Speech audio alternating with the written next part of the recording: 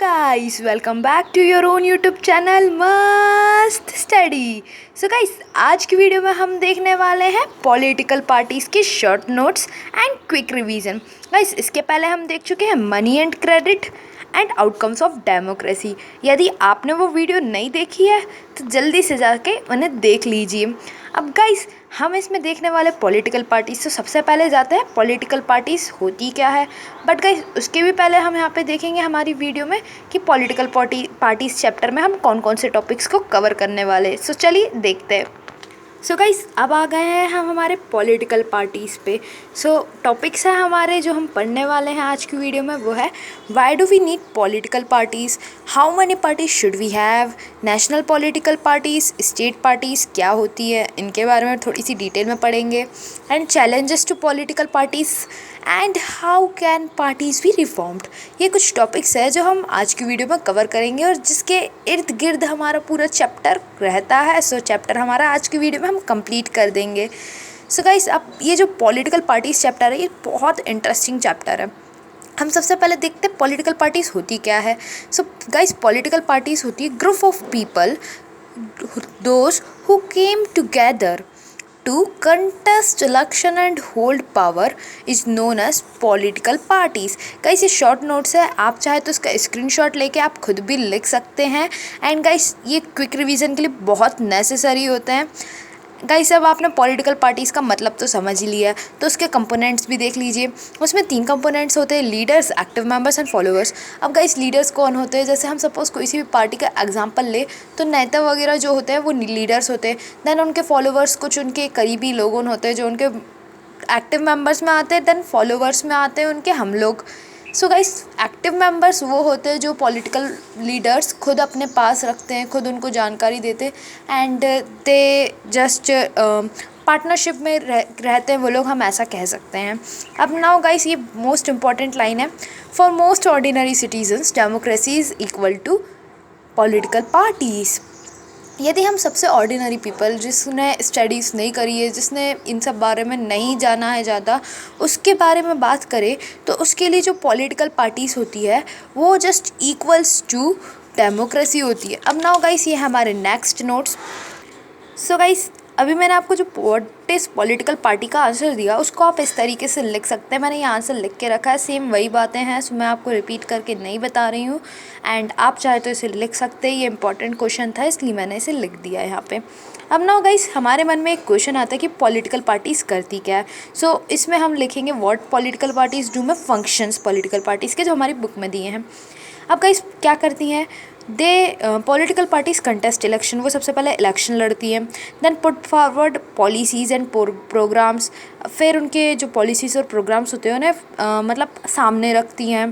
Then parties play a decisive role in making laws for a country, बहुत important role play करती है parties country के लिए, laws बनाने के लिए। Now guys, parties form and run government. अब देखिए गाइस, यदि पार्टीज़ जीती तो वो गवर्नमेंट बनाती है और उसे रन करती हैं, ठीक है। Then the parties that lose election play the role of opposition. ये सबसे इंपॉर्टेंट पॉइंट है, जो हार जाती पार्टीज़, ऐसा तो है नहीं कि कोई पार्टी हारेगी नहीं, यदि कोई जीतेगी तो कोई हारेगी भी, तो गाइस वो रोल प्ले करती है अपोजिशन का। Now guys, party shape public opinion and rise and highlight issues. Parties shape करती है पब्लिक ओपिनियन को और हाईलाइट करती है इश्यूज़ को। नाउ गाइस, एक और इम्पॉर्टेंट पॉइंट है, parties provide public access to government machinery and welfare scheme. अब गाइस, पार्टीज़ प्रोवाइड करती है गवर्नमेंट का एक्सेस, मतलब गवर्नमेंट का ध्यान खींचती है इन कुछ इंपॉर्टेंट जगह पे, जैसे वेलफेयर स्कीम्स पे, मशीनरीज़ पे, एक्सेट्रा पे, ठीक है। नाउ गाइस, अब आते हैं हमारे नेक्स्ट टॉपिक पे and that is, let's see guys, I think ये जो है ये इम्पोर्टेंस ऑफ पॉलिटिकल पार्टीज़ है। सो पहले हम इसे देख लेते हैं। सो गाइस, हमें पता है कि हमने पॉलिटिकल पार्टीज़ के भी फंक्शन पढ़े, बट इफ़ डेमोक्रेसी में पॉलिटिकल पार्टीज़ नहीं हुई तो क्या होएगा? If no political parties are there then every candidate will be independent in election. Guys, यदि सारे कैंडिडेट इलेक्शन में इंडिपेंडेंट रहेंगे then no one is responsible to run country. देखिए, मैंने इलेक्शन लड़े, मैंने अपने क्षेत्र के लिए लड़े, आपने इलेक्शन लड़े, आपने अपने क्षेत्र के लिए लड़े। तो कोई भी पर्टिकुलर कंट्री को रन करने के लिए नहीं रहेगा, एंड इफ रहेगा भी तो then that will be a dictatorship, not a democracy. So guys, इससे क्या होएगा, फ्यूचर रिमेन्स अनसर्टेन। ठीक है, कंट्री का जो फ्यूचर रहेगा वो अनसर्टेन हो जाएगा। Now guys, political parties provide mechanism to support और रेस्ट्रेन गवर्नमेंट। ठीक है, पॉलिटिकल पार्टीज गवर्नमेंट को सपोर्ट मतलब चलाने के लिए या फिर नहीं चलाने के लिए, जो कुछ भी है उसके लिए मैकेनिज्म प्रोवाइड करती है। So political parties are very much important. So guys, अब जो पॉलिटिकल पार्टीज़ होती है उनमें से few parties effectively contest election, कुछ ही पार्टीज़ ऐसी होती है जो बहुत ही इफेक्टिवली इलेक्शन को लड़ती है। Now more than 750 parties registered in ECI। ECI means election commission of India में मोर देन 750 पार्टीज रजिस्टर्ड है, but most of them not serious contenders. Most of them are not serious contenders because they know they are not going to elected। अब guys आगे बढ़ते हैं। ये तो हमने पढ़ा कि पार्टीज करती क्या है। अब गाइस, पार्टी सिस्टम क्या होता है। सो हमारे पार्टी सिस्टम में आता है 1 party system, 2 party system and multi party system. Guys, आप नाम से समझ सकते हैं 1 पार्टी सिस्टम चाइना में चलता है, जहाँ पे केवल एक ही पार्टी रूल करती है। 2 पार्टी सिस्टम US और ग्रेट ब्रिटेन में चलता है जहाँ पे 2 पार्टीज रूल करती हैं। एंड मल्टी पार्टी सिस्टम का सबसे बेस्ट एग्जांपल है हमारा इंडिया, जहाँ पे बहुत सारी पार्टीज होती है, सभी इलेक्शन लड़ती है और उनमें से कुछ ही जीतती है। ठीक है, सो गाइस आगे बढ़ते हैं। अब गाइस, इसके बाद आता है हमारा Bahujan Samaj party. Guys, I think मैं यहाँ पे लिखना भूल गई नेशनल पार्टीज हेडिंग। गाइस, हमारी पार्टीज 2 टाइप्स की होती हैं, national party and state party. So guys, वो आप लिख लीजिएगा। अब मैं आपको बता रही हूँ यहाँ पे नेशनल पार्टीज़ जो कि पूरे नेशन वाइड रहती हैं। सो गाइस, उसमें हमारी सबसे पहले बहुजन समाज पार्टी BSP, जो कि फॉर्म्ड हुई थी 1984 में, एंड उसका ऑब्जेक्टिव था to represent and secure power. Guys, किसकी पावर और किसको रिप्रेजेंट करना, Dalits, Adivasis, OBC and some regional minorities को रिप्रेजेंट करना एंड उनकी पावर को सिक्योर करना इसका ऑब्जेक्टिव था। अब गाइस, इंस्पिरेशन कहाँ से ली इनने इंस्पिरेशन ली BR अम्बेडकर एंड साहू महाराज। ठीक है गाइस, इन दो से इनने इंस्पिरेशन ली। In 2014 they got 4% vote and no seat.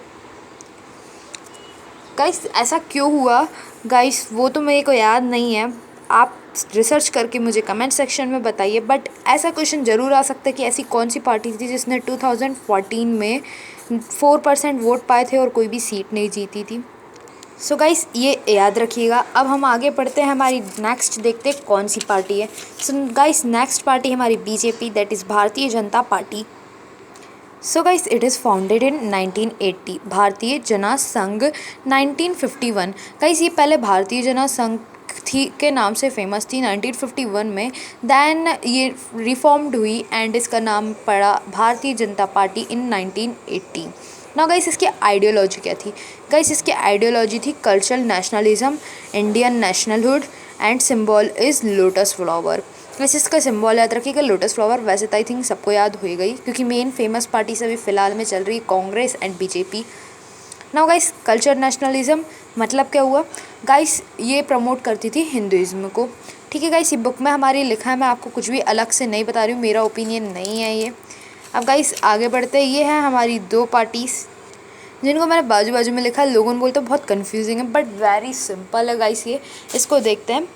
Guys, communist party of India, that is CPI, and communist party of India, Marxist, CPIM। ये क्या है, ये दोनों सेम ही है, इसमें एम क्यों ऐड कर दिया, मार्क्सिस्ट क्यों ऐड कर दिया। गाइस, समझते हैं। गाइस, ये जो पार्टी थी कम्युनिस्ट पार्टी ऑफ इंडिया, वो फॉर्म्ड हुई थी 1925 में। उसकी आइडियोलॉजी थी सेकुलरिज्म, डेमोक्रेसी, और अपोज करती थी वो कम्युनलिज्म एंड सक्सेशनिज्म। एंड ये पार्टी फेमस थी केरल, वेस्ट बंगाल, तमिलनाडु, आंध्र प्रदेश एंड पंजाब। अब गाइस, 1964 में ये फॉर्म्ड हुई पार्टी CPIM, जिसकी आइडियोलॉजी थी सोशलिज्म, सेकुलर डेमोक्रेसी, एंड ये अपोज करती थी इम्पीरियलिज्म, कम्युनिज्म एंड फेमस थी वेस्ट बंगाल में। अब गाइस, ऐसा क्यों कि इसमें मार्क्सिस्ट ऐड हो गया, इसके पीछे एक लंबी कहानी है जिसको मैं आपको थोड़ी सी छोटी डिटेल में कवर करवाने की कोशिश करती हूँ। गाइस, इसका रीज़न ये था कि बीच में इन दोनों पार्टीज़ के बीच में लड़ाई हुई थी, मतलब कुछ पीपल्स एक पर्सन को सपोर्ट कर रहे थे, कुछ अनदर को। सो ये दोनों पार्टीज़ अलग अलग हो गई। मतलब पहले ये पूरी पार्टी मार्क्सिस्ट वाली और ये दोनों साथ में थे, देन इनके बीच में लड़ाई हुई। सो ये दोनों, सपोज़ ये दो पार्टी, तो ये दोनों ने अपने अपने डिवीज़न कर लिए। एक का नाम CPI रहा और दूसरी का नाम हो गया CPI मार्क्सिस्ट। ठीक है, ये थी इनकी। एंड गाइस इनकी आइडियोलॉजी में भी आप देख सकते हैं डिफरेंस नहीं है। सेकुलरिज्म है इसमें भी सेकुलरिज्म है, इसमें भी डेमोक्रेसी, इसमें भी डेमोक्रेसी है। इसमें सक्सेशन है और इसमें सक्सेशन नहीं है, इसमें सोशलिज्म है। डिफरेंस बस इतना ही है। सो आप यदि एक का याद रखेंगे तो दूसरे का भी याद हो जाएगा, तीसरी चीज़ को मत लिखिए। अब गाइस ये जो अपोज करती थी कम्युनलिज्म को, ये भी अपोज करती थी कम्युनलिज्म को। अब गाइस ये सक्सेशन को अपोज करती थी, बट ये इम्पीरियलिज्म को अपोज करती थी। एंड गाइस ये वेस्ट बंगाल में ये भी फेमस थी, ये भी फेमस थी, बट टाइम की बात है, सब अपने अपने टाइम पे फेमस होते हैं। ठीक है, सो गाइस आगे बढ़ते हैं। अब आती है हमारी Indian national Congress, which is very important. So guys इसे देख लेते हैं। So guys this is founded in 1885, headed by Jawaharlal Nehru. आप ये जो मैंने पॉइंट्स लिखे बस उन्हें याद कर लीजिए, तो बाकी सब तो हो ही जाएगा। इट इज़ ओल्डेस्ट पार्टीज़ और इसमें मैनी स्प्लिट्स हुए थे। नाउ ये क्या करती है, ये सेकुलरिज्म, डेमोक्रेटिक एंड रिपब्लिक को सपोर्ट करती है। आगे बढ़ते हैं। अब गाइज हमारी जो नेक्स्ट पार्टी है वो है nationalist Congress party, NCP, formed in 1999। और ये डेमोक्रेसी को प्रमोट करती है, मतलब सपोर्ट करती है, और गांधीयन सेकुलरिज्म को सपोर्ट करती है, इक्वालिटी को सपोर्ट करती है, एंड सोशल जस्टिस को सपोर्ट करती है। बस आपको इतना ही याद रखने की ज़रूरत है।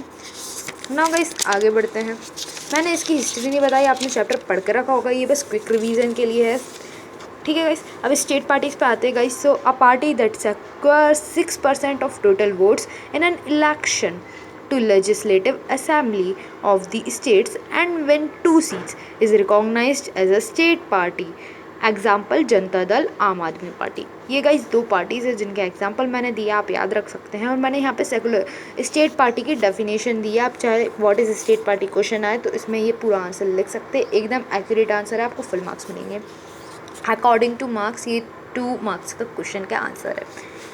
सो गाइस नाउ अब चैलेंजेस टू पॉलिटिकल पार्टीज़, जो हमारा नेक्स्ट टॉपिक था वो ये है। सो गाइस इसमें चैलेंजेस क्या है पॉलिटिकल पार्टीज़ को? सबसे पहले चैलेंज आया लैक ऑफ इंटरनल डेमोक्रेसी।